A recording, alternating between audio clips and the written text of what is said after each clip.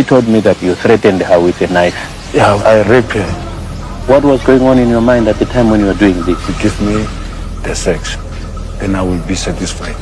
Even you don't, I will make a plan to kill you. Do you get to realize that that woman, she's now HIV positive?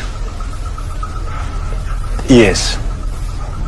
How do you feel that you gave her HIV? I feel okay.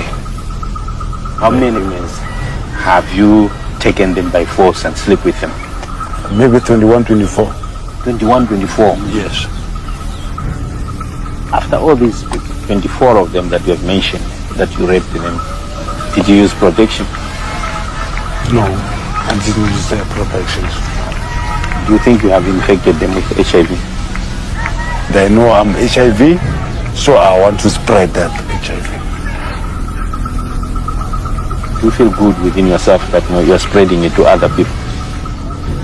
I feel good because I can't die alone.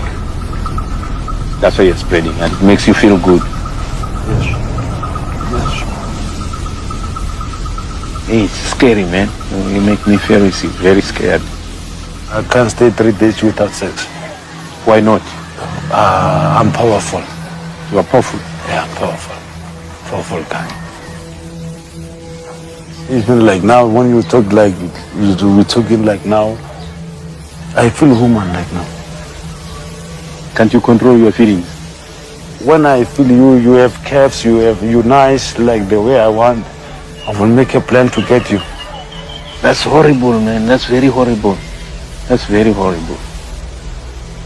Do you agree with me if I say you are a dangerous man in our society?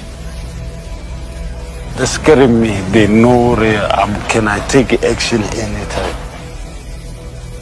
What would my old friend, David's father, think of what his son has become?